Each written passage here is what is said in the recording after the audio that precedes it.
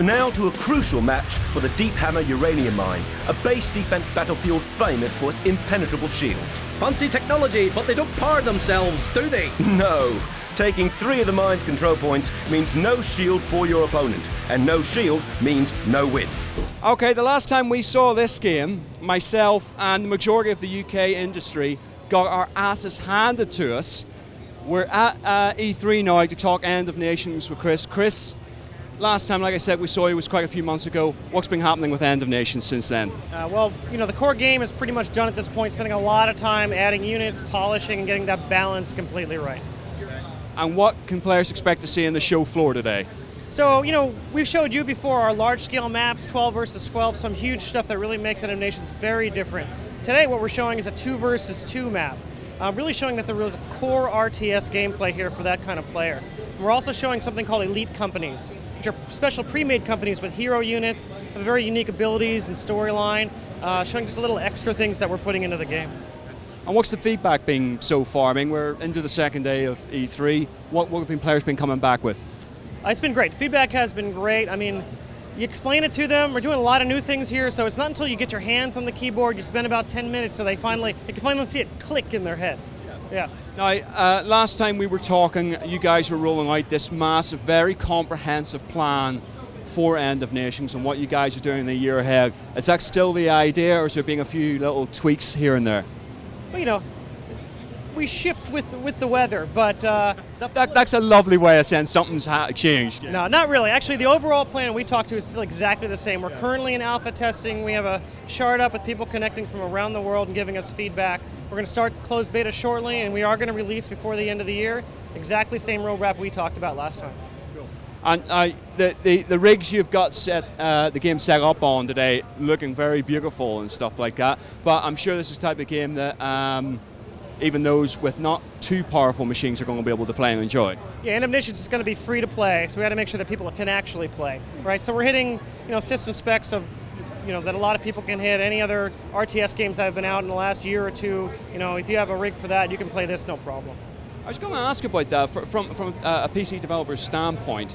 Trying to make sure that your game will work on as many machines as possible must be a bit of a headache. Yeah, I mean, you got to look at every piece of hardware, every combination, and test the heck out of it. Yeah, it's a challenge, but it's worth it. Okay.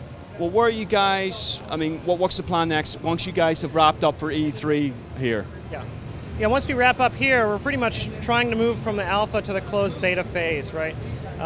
Finishing the rest of our content and just getting as much feedback as possible on balance and gameplay before we sort of unleash it on the masses. Yeah. And you mentioned there about the sort of custom companies, the heroes and everything like that, but players will be able to create their own companies from pretty much scratch, yes? Sure. The core game is the fact that you have this persistent commander and you're building up a persistent army over time, and a big part of the fun is creating companies by combining units and structures and abilities that do certain things, playing anti-air, playing more of a turtle base defender, right? Creating those companies and then changing them in between matches is really one of the things that makes the game a lot of fun.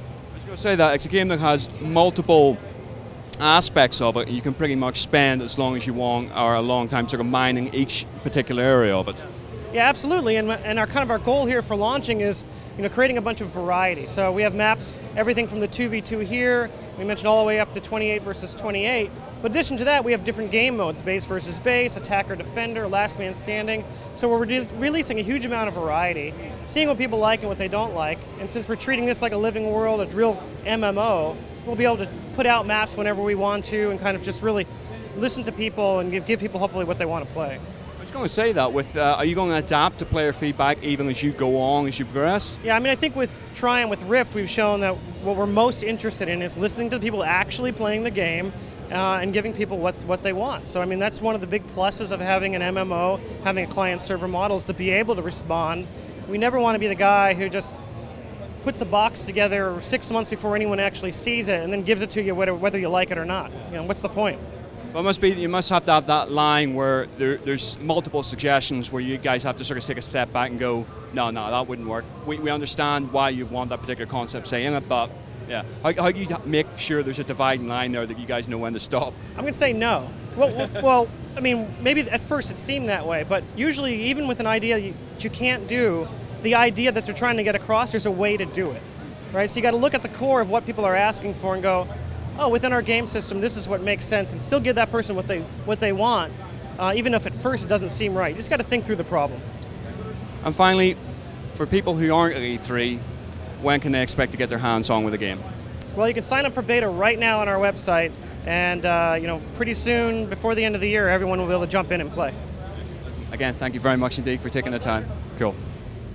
There's no stopping this party! Nuke! What an unbelievable comeback, ladies and gentlemen. This could be the nuke of the century. The battle that gives the Shadow Revolution